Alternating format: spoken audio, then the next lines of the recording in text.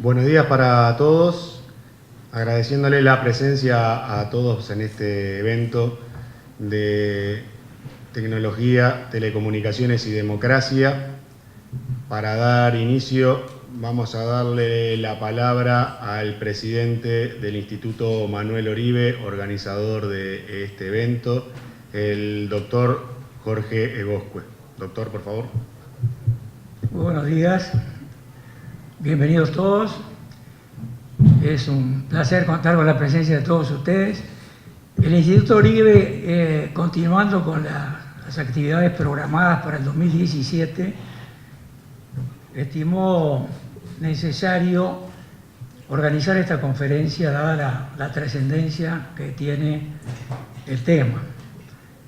Ya hace un tiempo el Instituto había organizado una jornada cuando se discutía el proyecto sobre ley de medios, y entendemos que transcurrido ya una etapa, es importante reactualizar la información y analizar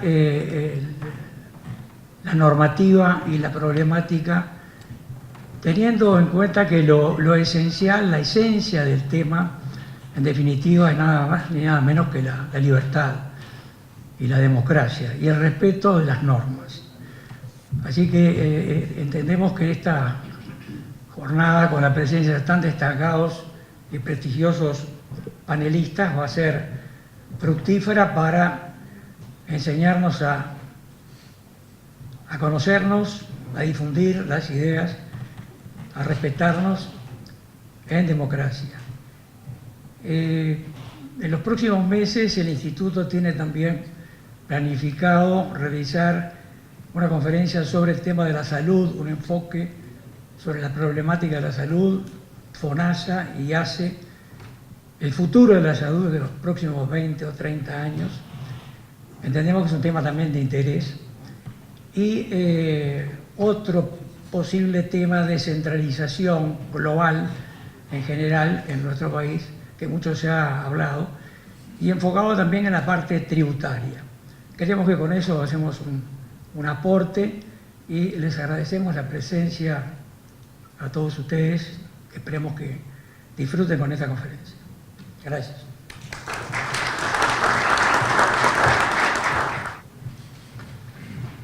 Buenos días. Para iniciar este primer módulo de exposiciones, tenemos el honor de contar con una persona que es ingeniera en computación de la Universidad de la República, MBA de la Universidad de Belgrano, tiene una especialización en Gobierno y Administración Digital y actualmente es directora de la URSEC. Presentamos a la ingeniera Silvana Olivera. Bueno, muy buenos días a todos. Me sumo a la bienvenida que estaba dando el presidente del Instituto Manuel Oribe, el doctor Egoscue, en esta jornada que celebramos, que estén acompañando, además de legisladores, tantas personalidades relevantes de la industria. Agradecemos especialmente la presencia de todas las cámaras acá presentes, de Andebu, en la figura de su presidente, de la Cámara de Telecomunicaciones, a la figura de su vicepresidente, a la Cámara Uruguaya de TV para Abonados, a Del Piazzo, a todos los panelistas y a todo el público que está acompañando en este evento que está organizando el Instituto Manuel Oribe y que junto con la Comisión de TICS, Telecomunicaciones del Partido Nacional y del Instituto Manuel Oribe, estamos organizando con la idea de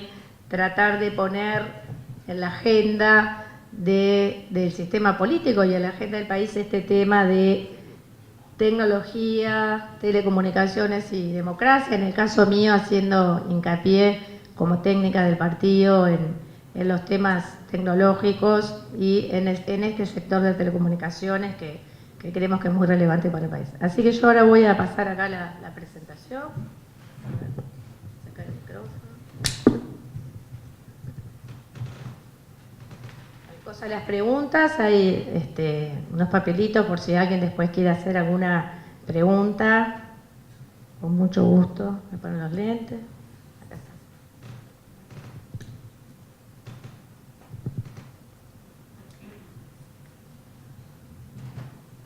Bueno, esto es un poco el resumen de lo que vamos a estar hablando hoy.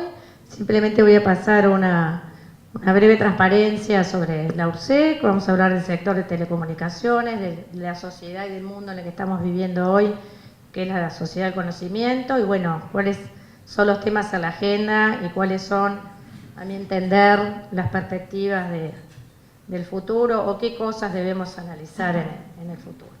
Bueno, la URSEC, que simplemente rápidamente pongo esta slides porque como soy directora de la URSEC y mucha gente a veces no tiene claro qué es, simplemente decir que es una unidad ejecutora de presidencia que está dirigida por una comisión que está integrada por 3 miembros. Yo soy miembro propuesto por el Partido Nacional, que básicamente su cometido es regular, fiscalizar y controlar las actividades de telecomunicaciones y postales y también la recaudación, ¿no? Porque es un organismo que recauda bastante, y por eso ahí puse una slide con la URSEC en cifras.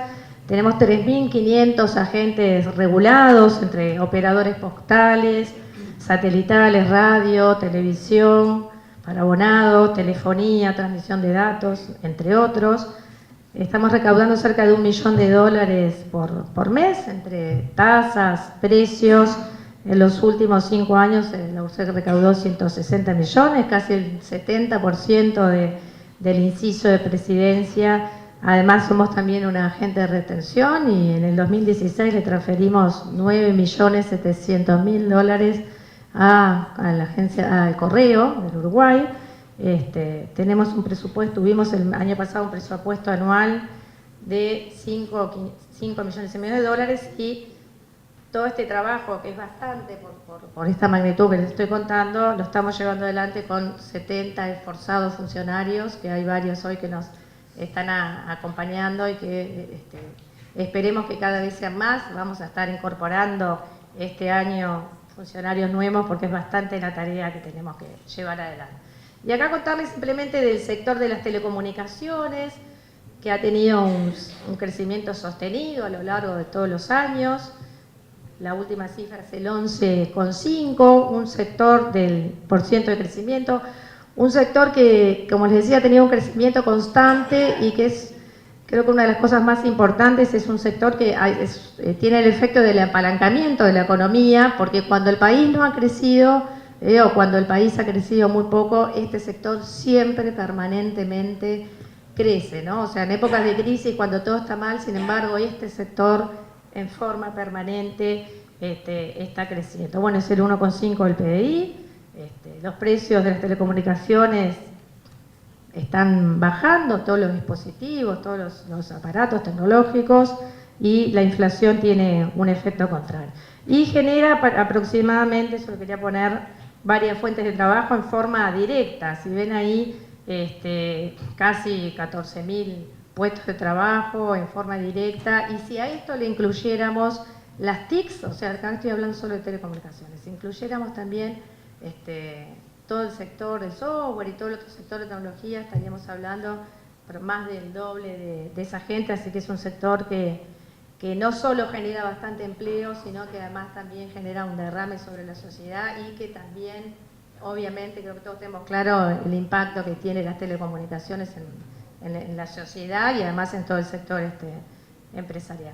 Y acá simplemente quería aplazarles algunas diapositivas para que vean ese crecimiento en millones de pesos corrientes. Y acá esto que les estaba comentando, donde abajo tenemos el crecimiento del país y arriba tenemos el crecimiento del sector de comunicaciones, que como les mostraba siempre es a la alza y siempre está permanentemente creciendo. Acá en esta gráfica quise mostrarles en el porcentaje del PBI, ese en rojo chiquito es el crecimiento de Uruguay, y ese otro bastante más grande, el celeste entonces, es el crecimiento del sector, todas cifras del año 2016 y la fuente es el Banco Central. Y acá quería hablar simplemente para ver dónde estamos en esto de en la sociedad del conocimiento, que puse varios términos ahí, porque son todos términos que habremos escuchado todo permanentemente: la revolución tecnológica, la era digital, la economía digital, la economía colaborativa, que son todos estos temas que están todos relacionados, pero yo creo que la caracterización y lo que debemos decir, lo más relevante de esta época es esta sociedad del conocimiento, que es una sociedad en la cual ya desde la década del 90 estamos viviendo. Yo creo que esa es lo que debemos tener más en cuenta. Y yo de esta sociedad quiero, simplemente, que tiene muchas características, pero quiero 3 temas que me parecen relevantes. El primero, el conocimiento como el generador de riqueza, la convergencia tecnológica y la velocidad vertiginosa de los cambios tecnológicos. La tecnología desde el comienzo de la humanidad siempre ha estado, ¿no? La ciencia y la tecnología desde el comienzo de la humanidad ha habido revoluciones tecnológicas, ha habido cambios tecnológicos, el ser humano siempre ha estado introduciendo la tecnología para tratar de mejorar y de progresar, pero en esta época es la época en la cual realmente es algo completamente vertiginoso.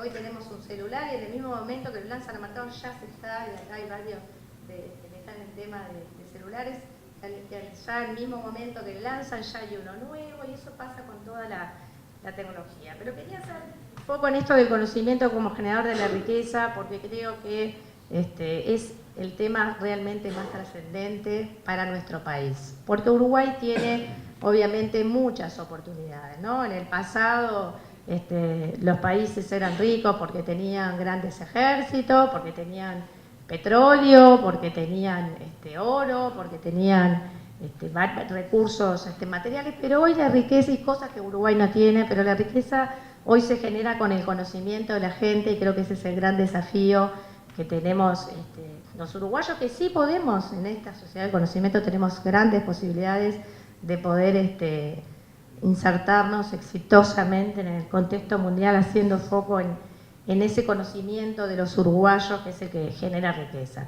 Y la convergencia tecnológica, que es otro tema que me parece muy importante, porque en esta industria realmente tiene mucho que ver, que es que todas las tecnologías convergen, y por eso hoy en un celular o en algún dispositivo podemos tener al mismo tiempo, en el celular podemos ver la tele, podemos hablar, podemos hacer llamadas, podemos hacer varias cosas a la vez, y eso es uno de los fenómenos de esta sociedad del conocimiento. Y acá quería mencionarle cuáles son los temas rápidamente que vamos a ver, que entendemos que tienen que estar en la agenda, o que están en la agenda: la telefonía, 4G y 5G, y la subasta de frecuencia que se va a hacer en este año, el Internet de las cosas, que varios habrán escuchado hablar de eso y que vamos a hacer algún comentario, la portabilidad numérica, después hablar un poco del proceso de TV digital, de los cableoperadores, la transmisión de datos, problemas que tiene con la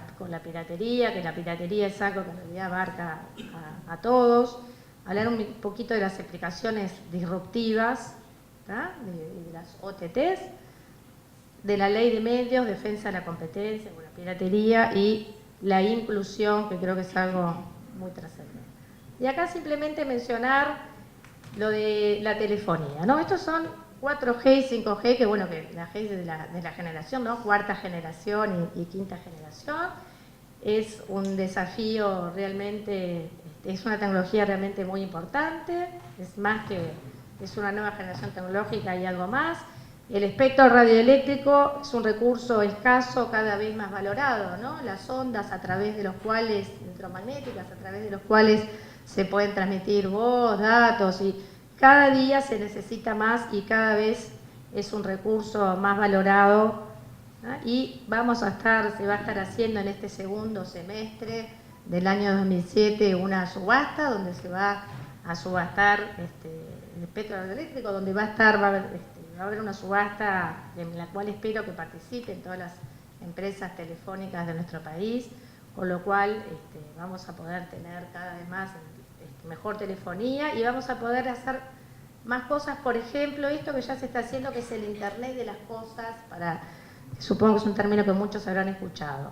Básicamente hasta ahora la Internet, o desde hace tiempo, conecta principalmente personas, pero la Internet de las cosas, y por eso pusimos ese slide que ven ahí, conecta ahora dispositivos. La idea es que sea un mundo cada día más conectado, esto es el presente y por supuesto que es la tendencia del futuro, a que podamos desde nuestro dispositivo móvil manejar nuestra casa, que podamos, y acá pongo algunas aplicaciones.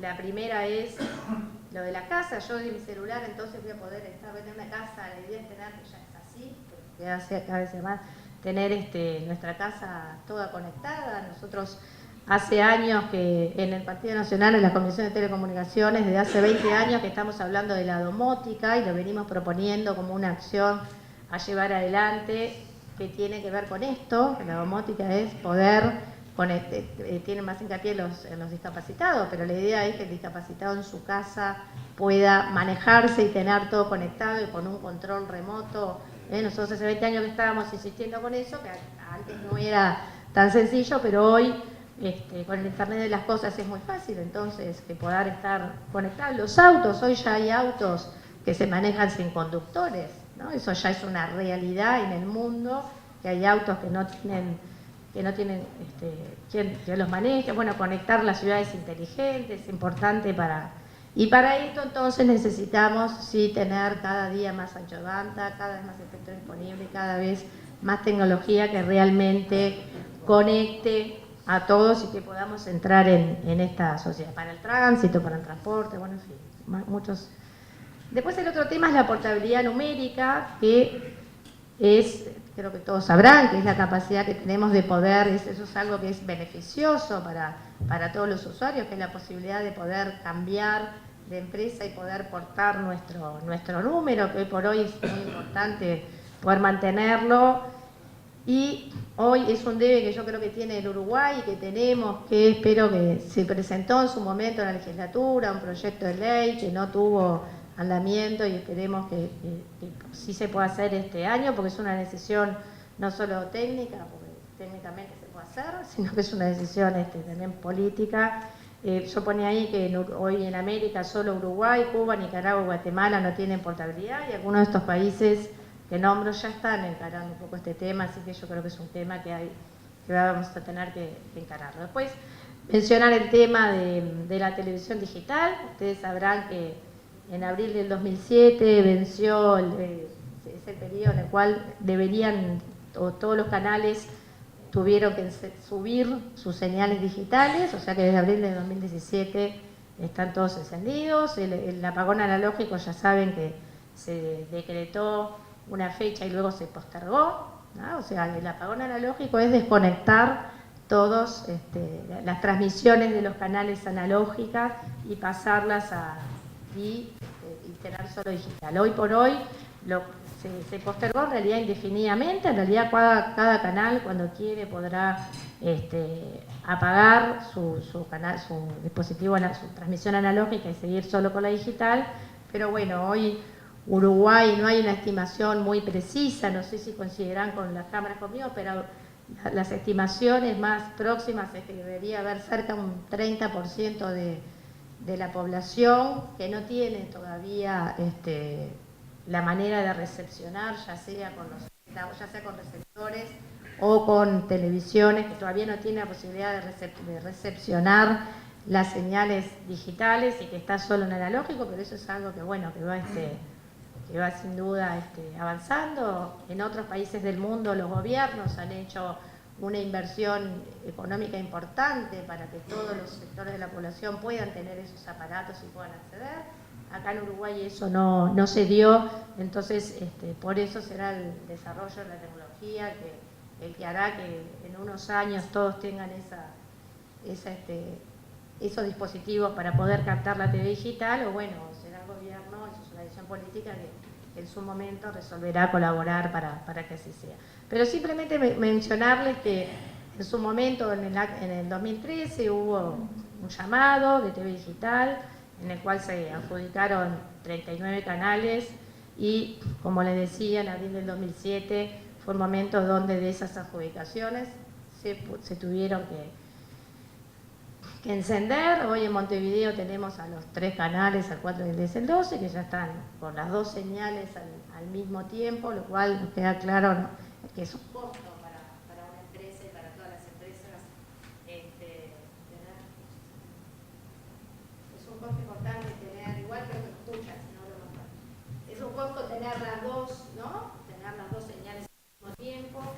Quiero decir que en Montevideo entonces están los 3 canales comerciales, no encendió ni BTV ni La Diaria, el PIT-CNT es un canal comunitario que también está encendido, y bueno, y TV Ciudad. Y en el interior que hay 15 canales comerciales y TNU que también están ya transmitiendo. Después esto quería mencionar, porque es un tema que creo que es importante, que es el tema de la transmisión de datos de los operadores de cable. Hoy por hoy ustedes, y acá el triple play, que es la convergencia, ¿no?, que en un mismo dispositivo puedan transmitirse las 3 cosas, voz, internet y televisión. Después el cuádruple play, que avanza en eso, y el múltiple play. Y Uruguay es el único país en América Latina que no permite que los operadores de cable transmitan, que no está permitiendo que los operadores, antes era Uruguay y Cuba, ahora estamos quedando solo nosotros. Los operadores hoy por hoy de cable en Uruguay, y seguramente el presidente de la Cámara hablará quizás de eso, están en condiciones tecnológicas, muchos tienen solo redes de coaxil, otros tienen redes mixtas con fibra óptica, con coaxil, pero el coaxil, a pesar de que ustedes saben que casi todo el territorio está cableado con fibra óptica por la inversión que hizo Antel, los operadores de cable, como les decía, tienen redes mixtas, pero los que tienen redes de coaxil perfectamente, la tecnología igual hace que con el software adecuado puedan también transmitir de la misma manera, y sea tan buena la recepción para el usuario como tener fibra óptica. Entonces, en el modelo de negocios de la mayor parte de las empresas de cable del mundo, justamente es transmitir la televisión, pero en el mismo tiempo poder transmitir por el mismo cable, entonces poder transmitir internet, poder transmitir voz, poder transmitir telefonía, y eso creo que es algo que un debe que tenemos. La Ley de Servicios de Comunicación Audiovisual le prohibía el triple play a los privados, y sí se lo permite Antel, pero hoy por hoy hay han habido varias acciones de inconstitucionalidad de ese artículo, y ha hecho la decisión que tomó el tribunal, la Corte hace que se desapliquen algunos de esos artículos, y hoy por hoy hay operadores que están en condiciones, como TCC, como Nuevo Siglo, como en fin, hay operadores que podrían estar hoy transmitiendo operadores de cable que podrían estar transmitiendo entonces internet con su cable, y esperemos que eso sea algo que se pueda concretar con esta constitucionalidad. ¿Me queda poco? Bueno, y acá entonces rápidamente quería comentar este tema que me parece también importante, las aplicaciones disruptivas o las over the top. Las aplicaciones disruptivas que se han hecho famosas por el tema de Uber, ¿no?, que son las aplicaciones que rompen el modelo de negocio. Yo pongo, por ejemplo, Uber o la FinTech, que habrán escuchado, que son los bancos, los bancos que están en internet haciendo negocio, y que hoy ya desembarcó en Uruguay. Ya sabrán que ya tenemos un banco que va a empezar a transmitir por internet, y creo que esto es algo importante porque es algo que debe hacernos cambiar la mentalidad, y de cuál es el tratamiento que a nivel, hoy que veo acá algunos diputados, cuál es el tratamiento que debemos darle a cada una de estas aplicaciones, y especialmente las OTT, que es un subconjunto, digamos, de las aplicaciones online. Es un servicio que se realiza sobre la internet pública, que podría suplementar o sustituir potencialmente a los operadores tradicionales de telecomunicación, como la telefonía, el SMS la televisión, WhatsApp, Netflix, ofrece servicios de streaming, de TV y de video bajo demanda, en fin, son aplicaciones que en este sector son las OTT las que pueden competir de alguna manera en este sector. Nosotros entendemos que es importante que se compita en igualdad de condiciones o las mejores condiciones para los operadores que ya están instalados en el país cuando llegan estas OTTs. Entendemos que estas situaciones no se solucionan filtrando y bloqueando y que los marcos regulatorios deben reverse y actualizarse, pero comprendiendo especialmente cuál es la dinámica de esta industria. Hay en la actualidad un proyecto de ley en el Parlamento. Yo lo personal entiendo que la mejor ley en este caso es la que no existe.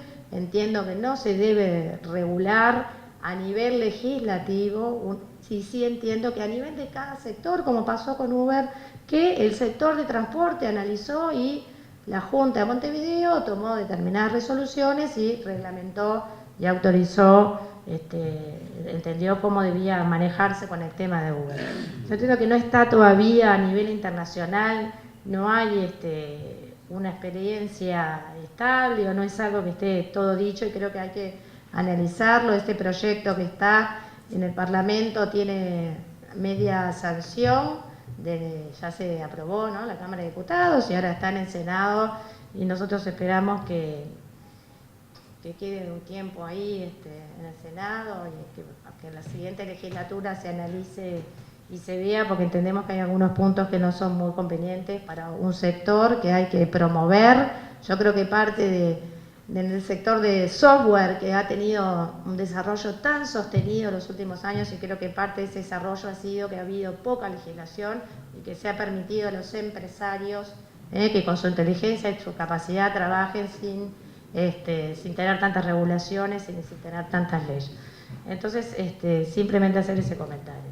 Y acá poner esa cancha inclinada, que es para tener claro que la idea es que la cancha esté en el mismo nivel y que entonces realmente los operadores ya instalados, que son los que invierten, que son los que gastan en la red y que puedan también competir en igualdad de condiciones con estas OTTs.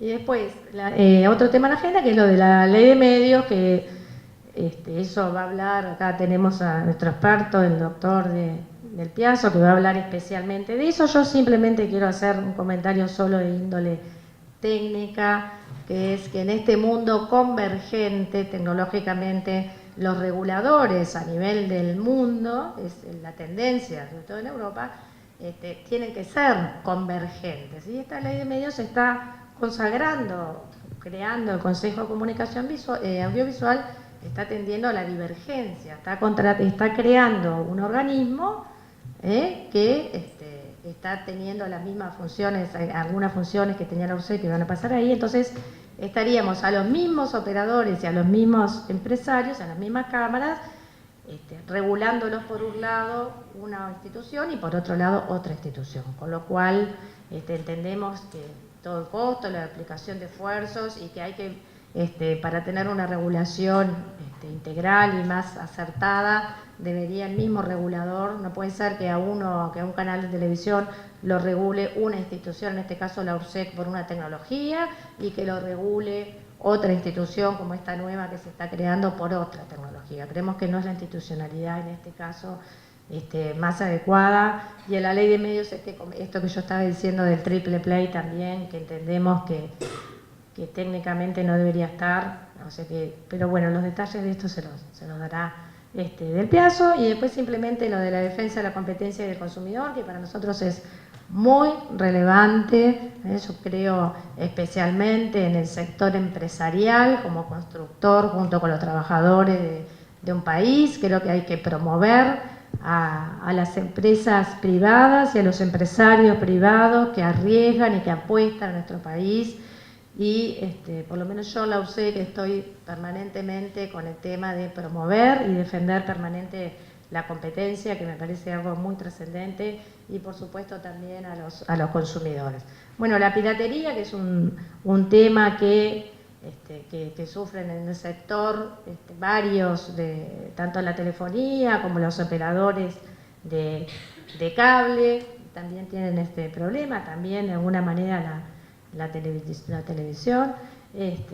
Así que ese es un tema que creo que es en el cual debemos abordar. Y después esto último, para ya casi terminar, que es la inclusión, que es un Uruguay tecnológico para todos, ¿no? Promover que todos los ciudadanos, la importancia de todo esto lo puse al final y debería, en realidad para mí es lo más importante, que todo este mundo tecnológico, todo esto que estamos haciendo y que el mundo está haciendo, pueda realmente podamos apropiarnos todos de esta tecnología, todos los uruguayos, de la misma manera, eliminar la brecha digital para que tanto los pobres como los que tienen más ingresos, como que los que no lo tienen, los discapacitados, las mujeres, para que todos puedan beneficiarse de esto que es la tecnología, que realmente puede ser maravilloso y que pueda generar mejores condiciones para todos los uruguayos, que en definitiva creo que es el fin último que debemos perseguir los ingenieros, los técnicos, los políticos y todos los que trabajamos, que esto esté al servicio y que todos puedan usufructuarlo.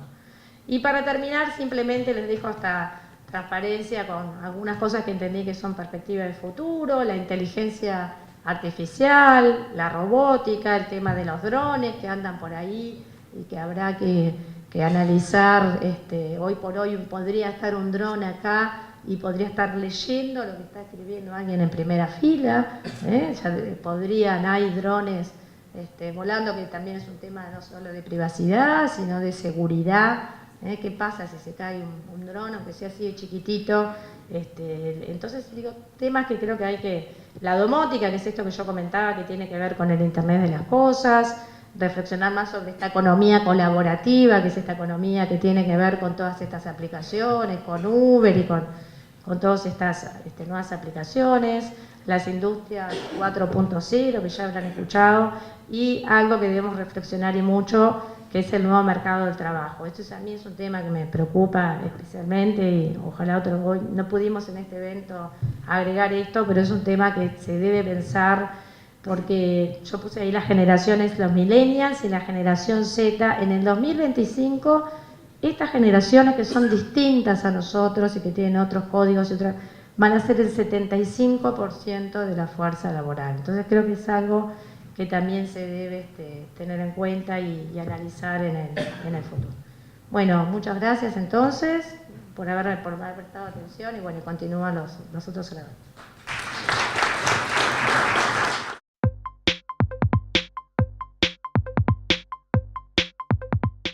Y ahora damos paso a un bloque que le denominamos la mirada de las cámaras en el presente y futuro, que para el cual tenemos tres distinguidos expositores. En primer lugar, vamos a llamar a una persona que podemos destacar como director de Alfa FM, integrante de la Federación Árabe y presidente del Club Libanés. Y como principal destaque es el presidente de Andebu. Llamamos al señor Pedro Abuchalja. Bueno, casi es mediodía. Estamos esperando a los senadores. Amigas, amigos, yo no voy a hacer una exposición técnica. Nosotros conversamos en el directorio de Andebu, integrado por gente muy joven para este país. En otras sociedades ya están entrando en otros periodos y decidimos traer un mensaje diferente. La tecnología y las exposiciones sobre distintos aspectos de las telecomunicaciones están en manos de los técnicos. La presencia del doctor Del Piazza, un personaje maravilloso que tuve el placer de conocerlo hace muchos años, fue asesor de Andebu en el tema de la ley de medios, la ley de medios, el instrumento que le va a posibilitar a un grupo político manejar el Uruguay. Todo tiene un tiempo. Nosotros trajimos los mejores juristas para analizar esos 200 y tantos artículos elaborados por un grupo fantasmagórico Y los 4 juristas determinaron que más de 54 artículos de esa ley eran inconstitucionales. Incluso el artículo 29, que habla de la libertad de pensamiento, fue dado vuelta por la Suprema. Porque también la Suprema, si ustedes me permiten, estamos pasando una crisis en el Uruguay, en algunos otros países también, enorme. Una crisis de cambios. Los cambios se fueron solapando lentamente. Yo hace muchos años recibí en mi casa a un amigo a cenar y tuvimos una discusión impresionante. Yo le dije que no coincidía con quemar ómnibus en la calle y con destruir el patrimonio nacional, y él me dijo que yo estaba equivocado, que había que arrasar todo y hacer una nueva cosa. Fue la última vez que fue a cenar a casa. Después fue senador de la República. Sí, fue senador como tantos. Esta ley fue aprobada por 50 diputados y una mayoría un poco mayor de legisladores que desde el punto de vista jurídico y desde el punto de vista democrático dejaron mucho que desear. Nosotros recorrimos los escritorios de muchos diputados y de muchos senadores y algunos coincidían que iban a votar por disciplina partidaria. Digo, me estás rompiendo la Constitución, estás quebrando la democracia en los medios de comunicación, no tengo más remedio. Ese es el país que tenemos ahora construido a través del Poder Legislativo. Y el Poder Judicial no hay unanimidad, es raro que para la interpretación de la Constitución en el Poder Judicial no haya unanimidad, es una cosa increíble. Pero ese es un tema que lo vamos a dejar al doctor Del Piazo, que es un fenómeno en la materia. Yo les quiero repasar algunos problemas que estamos sufriendo. Hace mucho tiempo un psicólogo, Seligman, sobre el año 69, hizo experiencias con 2 perros sobre unas jaulas electrificadas y comprobó que uno de los perros, cuando llegaba a la zona electrificada, retrocedía, se escondía detrás de la jaula y ahí se iba acurrucando. Y el otro insistía. Y llegó a la conclusión que era una indefensión, le llamó indefensión aprendida. Y eso fue llevado a las sociedades de hombres. No tengo que aclarar de hombres y mujeres, porque ahora en este país los negros no son negros, las mujeres es otro sexo, una cosa rarísima. La gente que le pasa frente a los problemas se va acurrucando, va teniendo temores. La neurociencia ya está demostrando que el cerebro funciona independientemente de nuestros gustos.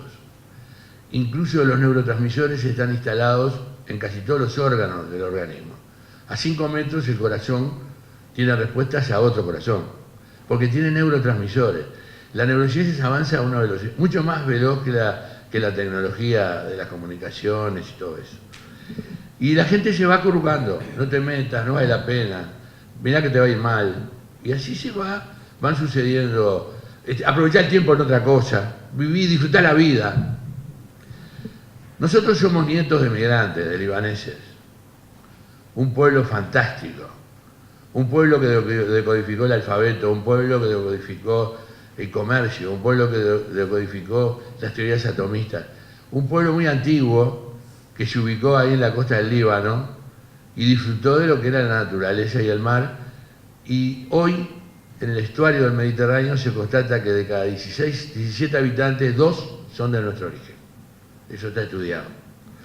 Y vinimos a este lugar porque era un lugar de paz, de agua, mucha comida, había abundancia de espacios. Incluso fuimos los mercaderes, los que fuimos por la campaña cargando bolsos y llevando las mercaderías, llevando la civilización y la cultura que no conocía la gente del interior. Cuando Darwin en el año 1833-32 anduvo por la campaña, mostraba una brújula y la gente no sabía lo que era. Y Darwin le daba gracia, pero así era. Los grandes extranjeros no sabían lo que era una brújula. Y nos instalamos acá y volcamos todo ese conocimiento que trajimos de siglos de trabajo y de civilización. Hoy nosotros comprobamos, nos integramos a las luchas de blancos y colorados. Mi abuelo Jalil se integró a las luchas con los blancos de Saravia en 33. Y mi padre, que fue criado en Montevideo, con la familia Safi, fue educado dentro del Partido Colorado. Y eso era lógico. Hoy ya las diferencias entre esos grupos son menores. Entonces estamos viviendo una crisis impresionante. Y vemos que las culpas, las responsabilidades son de los medios. El otro día Búsqueda era la responsable de haber contado lo que había pasado con una serie de tarjetas de directores de ANCAP. Quiere decir que el país cada vez se tiene que enterar de menos cosas. Estamos viviendo una tremenda crisis y creemos que eso es lo que debemos alertar. Los medios de comunicación han cumplido un rol y siguen cumpliendo un rol fantástico. Han sido abiertos, democráticos, liberales. Yo en una discusión que tuve con un director de un medio, le dije, si los medios no hubieran actuado de esa forma, el Frente Amplio no hubiera accedido al gobierno. Y accedió, porque los medios fueron abiertos y siguen siendo abiertos. Y vemos el peligro que corren, por ejemplo, algunos periodistas que están influidos o insuflados. Otros no. Hoy veníamos escuchando varias radios muy temprano y vemos que hay una preocupación. Nosotros creemos que la situación no es fácil, la situación es muy grave, la reglamentación de la ley va a traer problemas muy serios, los medios están sufriendo situaciones económicas dramáticas, las televisiones abiertas financian sus déficits con los cables, esa fue la intención que tuvieron otros políticos en las adjudicaciones, pero hay radios en el interior que no pueden pagar la luz y medios de comunicación que no pueden pagar la luz y la situación es muy grave. Nosotros creemos que, como aquel cuento de los 3 leones, en la selva había un desorden tremendo y un mono dijo, ¿por qué no nombramos un rey que dirija esto? Bueno, ¿y cómo hacemos? ¿A quién nombramos? Dijo el rinoceronte. Dice, allá abajo hay 3 leones, cachorros, lindos, ¿por qué no le hacemos hacer una prueba? Dice, bueno, vamos a proponerle, dijo una liebre. Y le proponen a los 3 leones subir la montaña imposible. Aquel que la alcance queda de rey. Bueno, subió el primero y cayó. No pude contigo, montaña imposible. Sube el segundo, le pasa lo mismo. Y el tercero sube un poco más, pero se cae y le pasa lo mismo. Entonces, ¿y ahora qué hacemos? Y un águila que andaba chusmeando por arriba, dice, esperen, el primero dijo que no pude contigo, montaña imposible. El segundo dijo, montaña imposible, no pude contigo. Pero el tercero dije, montaña imposible, no pude contigo por ahora. Buen día para todos.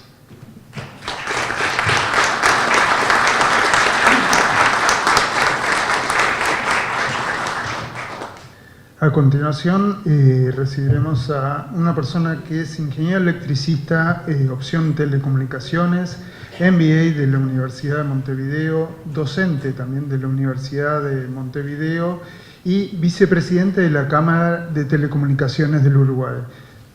Por favor, ingeniero Raúl Bartesagui.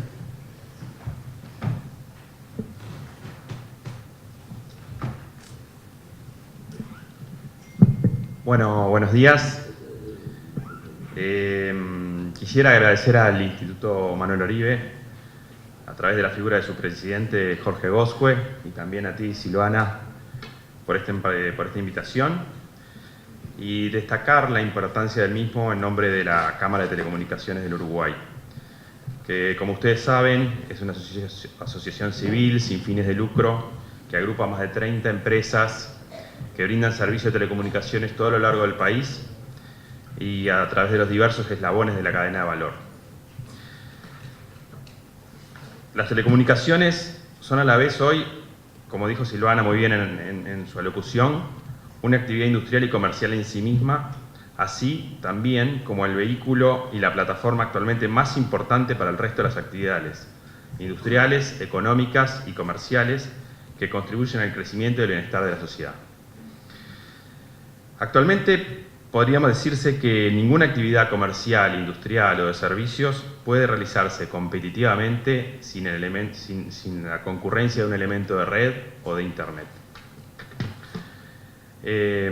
Estas plataformas de Internet justamente son las que proveen el insumo esencial que debe considerarse como infraestructura del país, sin resultar relevante que la misma sea de titularidad privada o pública.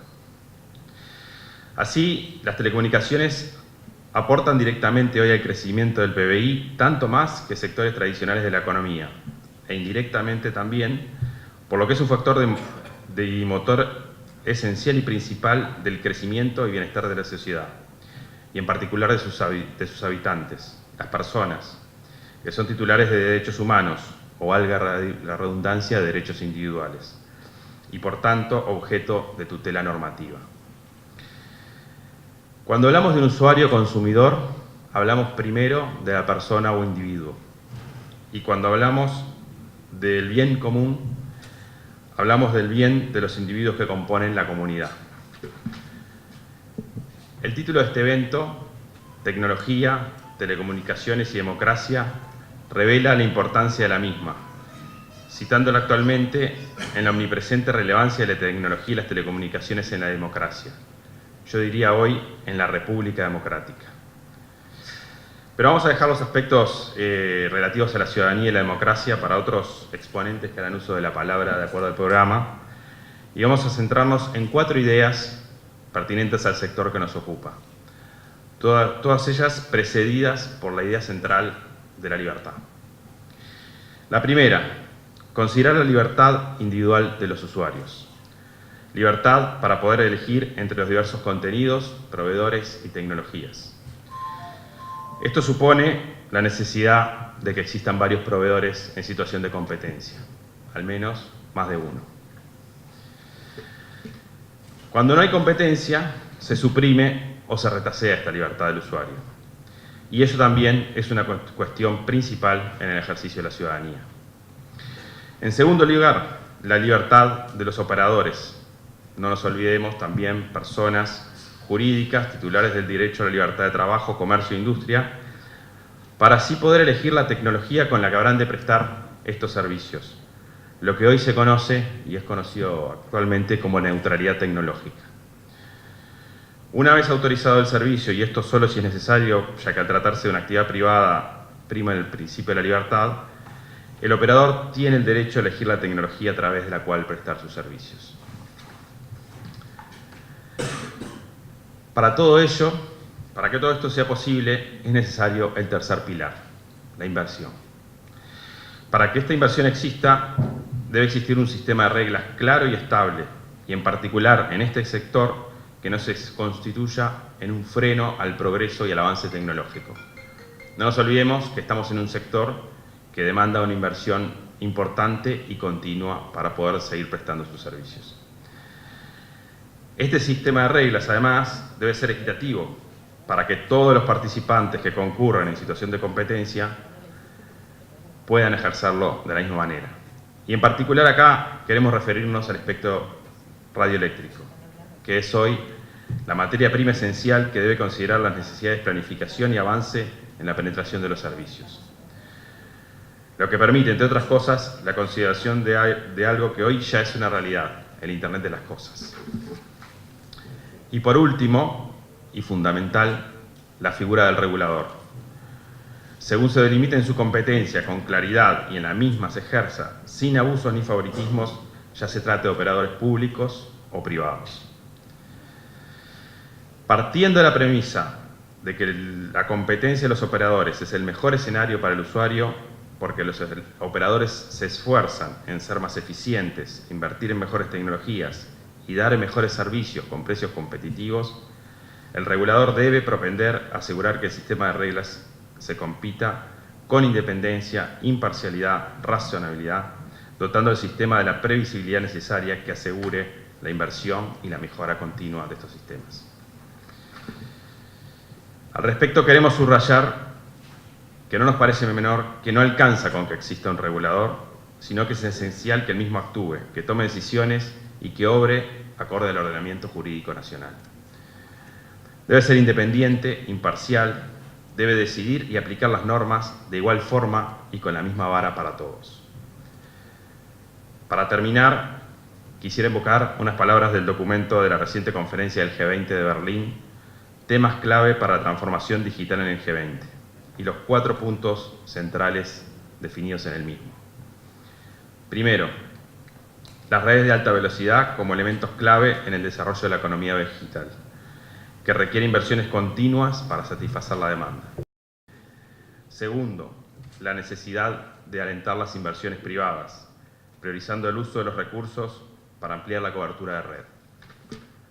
Tercero, que los precios del espectro no deberían fijarse con el objetivo de maximizar los ingresos de los gobiernos.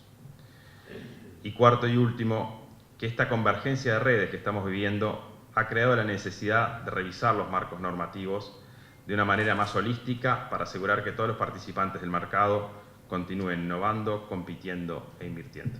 Muchas gracias.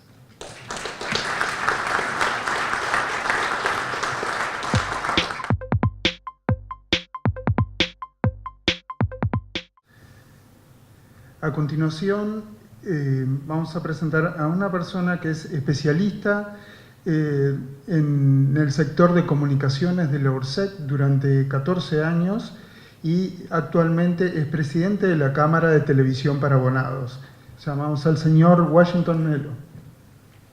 Buenos días a todos. Para nuestra Cámara es un gran honor estar hoy aquí, por lo cual queremos agradecer la invitación del Instituto Manuel Oribe, agradecer al ingeniero Olivera, quien consideramos una correcta y buena amiga de nuestra institución. En lo personal es un gran honor hoy ver a muchos de mis ex compañeros, a mi querido director, el doctor Camelo, con quien no solo yo, sino que muchos de los compañeros tenemos un enorme recuerdo. La ingeniera Olivera y los otros colegas que participaron más o menos tocaron los temas que teníamos pensado plantearles hoy. Nuestra idea es transmitir lo que es, en nuestra visión, la problemática que hoy tiene nuestra industria y eventualmente aportar alguna idea de cómo podríamos solucionar esos inconvenientes en caso, que así consideren oportuno. Tenemos las propuestas más concretas para elevarlo a través de quien corresponda, para que sean evaluadas por el Partido Nacional en caso que sea el próximo partido de gobierno o desde el lugar que la población así lo sitúe. Hoy en día el hábito de consumo de los servicios audiovisuales ha cambiado drásticamente. Ya nuestros usuarios, nuestros clientes, los consumidores, cada vez menos están dispuestos a situarse frente al televisor y esperar a qué nosotros le estamos mandando, sino que quieren ellos por sí mismos seleccionar qué quieren ver y dónde quieren ver. Si bien hoy la televisión sigue siendo el principal medio para el consumo de los servicios audiovisuales, cada vez más se va difundiendo ese consumo en medios portátiles o móviles, como ser tablets, celulares, etc. Como bien dijo la ingeniera Olivera, Uruguay hoy cuenta con ser el privilegiado, creo que no quiero errarle, pero no solo América, sino que creo que es en la parte del mundo civilizado, somos los únicos donde los servicios de televisión para abonados o los cables tenemos el impedimento legal de brindar servicios de Internet. Este nuevo hábito de consumo, cada vez más, y ya en países más desarrollados, ha logrado equiparar y está superando que la distribución sea a través de Internet y no exclusivamente por el cable. Por lo tanto, desde ese punto de vista, miramos hacia el futuro y el mismo, por ese impedimento, se encuentra muy acotado. Nosotros tenemos un acuerdo con Antel, que ha sido un paliativo a ese inconveniente. No obstante, entendemos que necesitamos la licencia de datos, necesitamos brindar servicio de Internet para poder seguir complementándonos de una manera eficiente, si así es como se dan las cosas, o eventualmente pudiendo prestar los servicios por nosotros mismos. Lo que sí entendemos, y esto es una de las propuestas, primero, de obtener esa licencia, la segunda es que a raíz del atraso tecnológico que hemos tenido por la regulación que nos ha impedido evolucionar, nos hemos perdido 20 años de know-how y de inversiones en esa área, ¿verdad? Por lo tanto, necesitamos, en caso que la idea sea una apertura a la competencia entre todos los sectores y que todos pueden dar todos los servicios, entendemos que necesitamos una ventana de tiempo para la cual podamos ayornar nuestras redes, aprender algo sobre el tema de Internet y poder competir. Nunca vamos a poder competir en igualdad de condiciones, pero sí en las mejores condiciones posibles.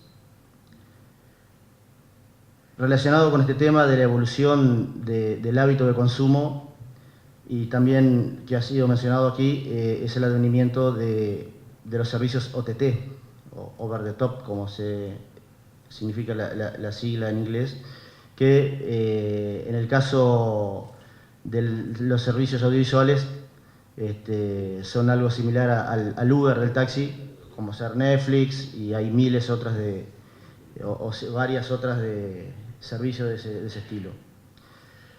Nosotros, nuestra Cámara, y hoy nuclea aproximadamente 71 empresas del interior del país. Nosotros como industria, y acá me refiero a nivel país, o sea, el servicio de televisión para abonados genera anualmente en el entorno de los 300 millones de dólares, lo cual casi un 50% se vuelca en impuestos, ya sea impuestos generales, impuestos específicos. Nosotros generamos hoy en el entorno de los 5.000 puestos de trabajo en forma directa, más otro tanto en forma indirecta. Los socios de nuestra Cámara están presentes en las capitales departamentales, en ciudades secundarias y en localidades muy pequeñas del interior del país, donde podríamos decir que muchas veces las oficinas que hay en esas localidades es la policía, la escuela y el cable. Entonces consideramos que en un marco de competencia, el cual debe ser en igualdad de condiciones, es inaceptable que estas nuevas tecnologías y estos nuevos prestadores de servicios se instalen en el país recaudando millones de dólares anualmente sin aportar ningún impuesto de ninguna especie, sin generar una sola fuente de trabajo. Por lo tanto, es uno de los planteos que hacemos, es que esa situación sea revisada, se generen, no estamos contra la competencia en lo más absoluto, somos defensores de la competencia porque en definitiva se benefician las empresas y se beneficia el consumidor, que es quien en definitiva es el motivo del servicio que prestamos. Otro punto que consideramos importante es el tema de la defensa de la competencia, que también fue mencionado. Cuando hablamos de defensa de la competencia, hablamos también de inversiones, hablamos de recursos, hablamos de fuente de trabajo. Cuando esa competencia se ve afectada, las empresas no podemos desarrollarnos y generar esos puntos que he mencionado. Nosotros entendemos que en el área de telecomunicaciones el hecho de que la defensa de la competencia esté en los organismos reguladores no ha resultado eficaz en absoluto. Nosotros sí, reivindicamos unidades reguladoras fuertes, tanto desde el punto de vista de los recursos humanos, de los recursos materiales, de los recursos normativos. En otros aspectos han sido muy eficientes, pero en el caso de defensa de la competencia, a nuestro entender, la acción del organismo regulador ha sido ineficaz. Nosotros tenemos, por ejemplo, presentadas denuncias en el marco de la Ley de Defensa de la Competencia hace ya más de un año, las cuales no han tenido ninguna resolución. Y la experiencia no solo ha sido acá en Uruguay, sino que andando en los países de Latinoamérica nos damos cuenta que esta situación es similar. O sea, las unidades reguladoras en la parte de defensa de la competencia terminan siendo cooptadas por los grandes medios, y los medios pequeños necesitamos muchas veces, para poder seguir subsistiendo, una adecuada defensa de la competencia, aunque muchas veces tengamos que competir con grandes empresas. Y por último, para terminar, en caso que queremos dejar el planteo también a través del Instituto Manuel Oribe al Partido Nacional, es que se revea todo el tema de la ley que regula la parte de defensa de autor. O sea, las sociedades de gestión colectiva de defensa de derechos intelectuales y derecho de autor, entendemos que, si bien no negamos el derecho que tienen, hacen un uso abusivo de las bondades que le otorga la ley. Hoy por hoy estamos aportando una cantidad, o sea, son socios de nuestros negocios, o sea, porque cobran un porcentaje de nuestra recaudación, están golpeando la puerta a otra sociedad de gestión colectiva. Entendemos que debe ser por ley o por la vía que se considere, debe ser perfectamente delimitados los derechos que poseen y debe ser regulado hasta cuánto o el techo de lo que pueden cobrar, porque hemos vivido en todos esos años y tememos que esto se va a agudizar, un abuso de posición de dominancia de esas sociedades de gestión colectiva.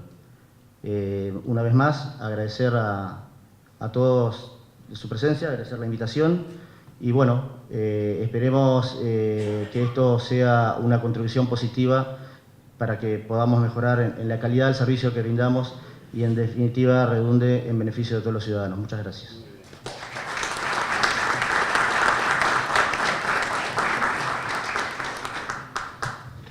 A continuación tenemos el honor de tener aquí a un profesor de Derecho Administrativo de la Universidad de Montevideo y de la Universidad de la República, ex decano de la Facultad de Derecho, quien nos va a hablar sobre la ley de medios y su enfoque jurídico.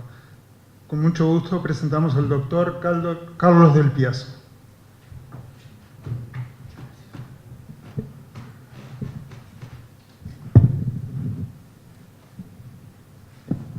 Muy buenos días, gracias por la invitación. En estos breves minutos asignados, no habría tiempo ni siquiera para leer la Ley de Medios en sus 202 artículos. De manera que me voy a limitar a un enfoque inicial desde la Constitución, desde lo que contiene y lo que omite, y finalmente una valoración desde el punto de vista jurídico. El punto de partida no puede ser otro que la Constitución. Estamos acostumbrados a que determinadas autoridades de un país del Mercosur, que no tiene mercado ni es del sur, exhibe permanentemente la Constitución más chiquita. Y quizá por eso con una letra tan pequeña que no se la lee.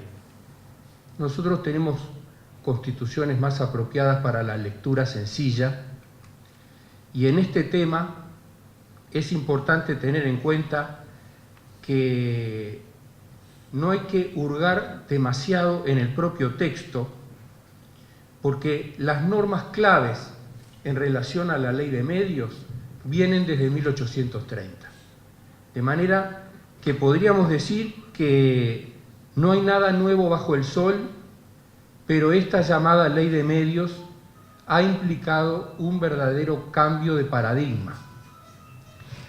¿Y por qué un cambio de paradigma? Bueno, porque esta nuestra Constitución, desde 1830, el artículo 141, asumió en relación a las libertades de expresión, de comunicación, etcétera, un criterio liberal y garantista. La palabra liberal, que no goza de buena prensa, viene de libertad. Entonces, si somos defensores de la libertad, somos liberales, sin neos ni prefijos de ningún tipo. Liberal en el sentido de defensor de la libertad. Y en el Uruguay, nuestra Constitución históricamente ha sido siempre liberal, defensora de la libertad. Y este artículo 141, que con redacción casi incambiada es hoy el 29, dice: es enteramente libre. Con el enteramente, el constituyente quiso destacar que esa libertad no podía ser objeto de recorte alguno. Es enteramente libre. Alcanzaba con que dijera es libre, pero quiso decir es enteramente libre en toda materia, la que me gusta y la que no me gusta, la propia y la del adversario, la del que piensa como yo y la del que piensa distinto. En toda materia, la comunicación de pensamientos por palabras, escritos privados o publicados en la prensa o por cualquier otra forma de divulgación sin necesidad de previa censura.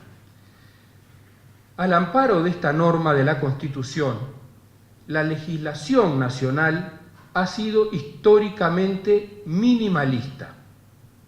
Y no podía hacerlo de otra manera, porque si el constituyente mandaba que sea enteramente libre y en toda materia, entonces verdaderamente quedaba poco espacio para el legislador y en orden a garantizar que a veces cuando se hiperlegisla, en realidad se coarta o se limita.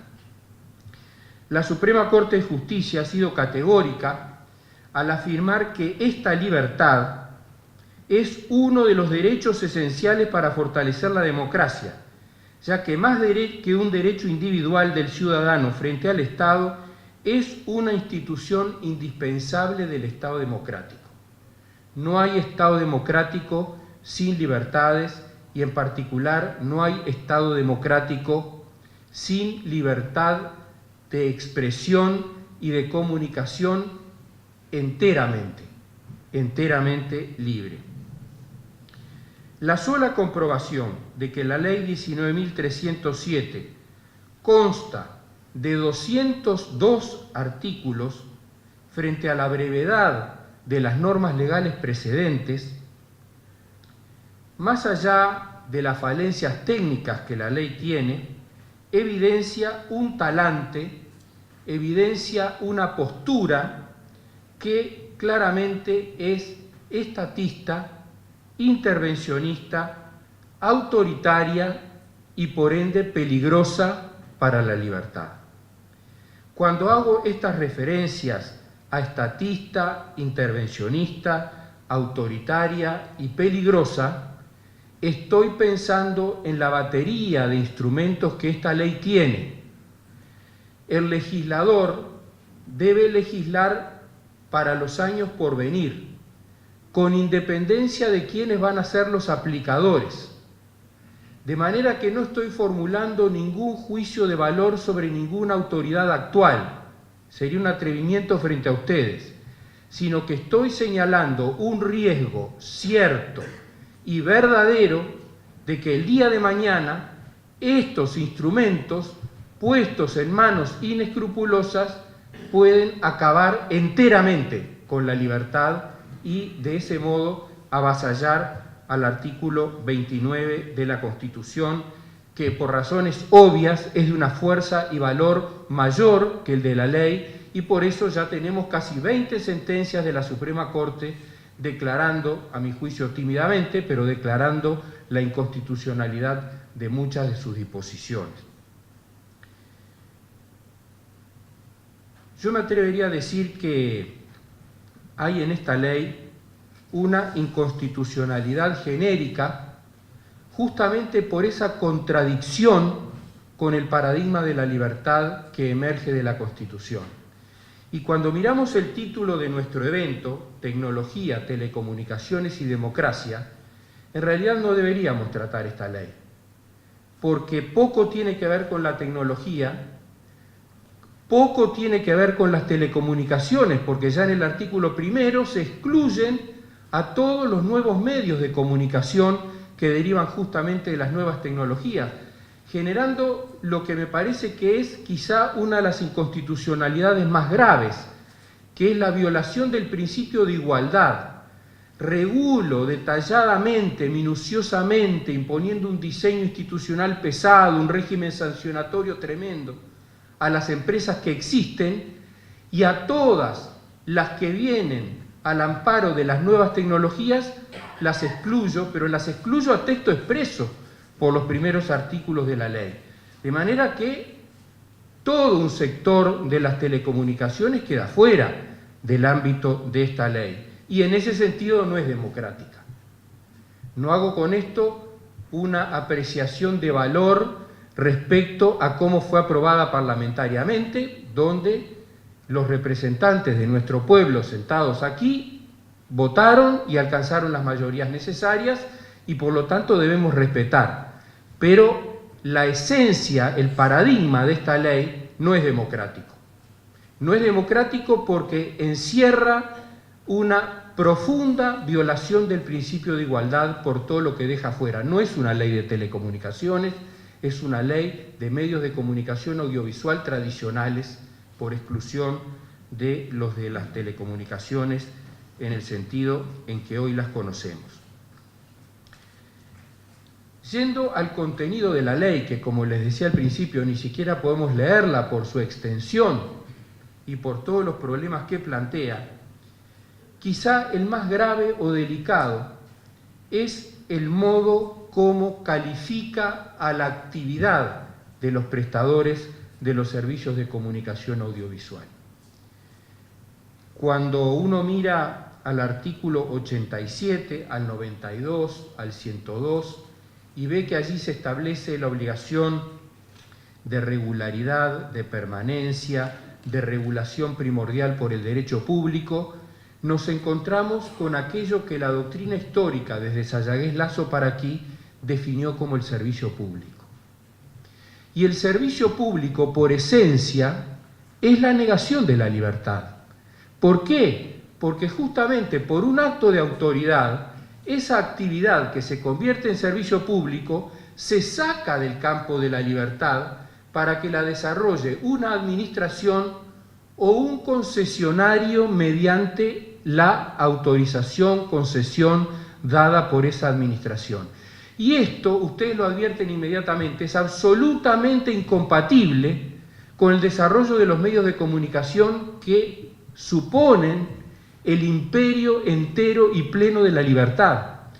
Los medios de comunicación nunca pueden ser un servicio público, porque implicaría que entonces hay una opinión oficial, que hay una administración dueña de esa verdad y que los demás son meros distribuidores, como si fuera el transporte urbano colectivo de pasajeros, que lo podrá hacer la empresa A, B o C, pero todos tienen que ir por las rutas que se les establecieron, parar en las esquinas que se le indiquen, y esto no es compatible con la esencia de los medios de comunicación cuando están en juego libertades tan esenciales.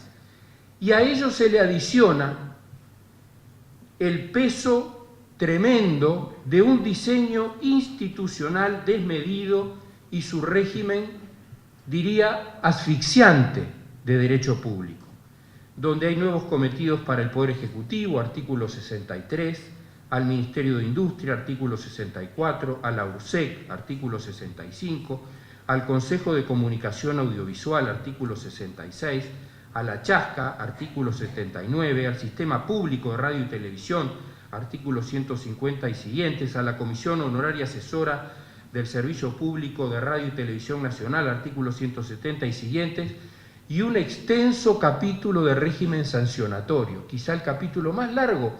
Entonces, parecería que los medios de comunicación no son algo bueno, parecería que son algo negativo, algo que hay que tener acotado y si se sale un poquito de sus límites, sancionar. Hay en esto, a mi juicio, un verdadero cambio de paradigma. Eso no es lo que quiso la Constitución desde 1830. Por eso, y con esto termino, voy a simplemente acudir a dos opiniones de autoridad.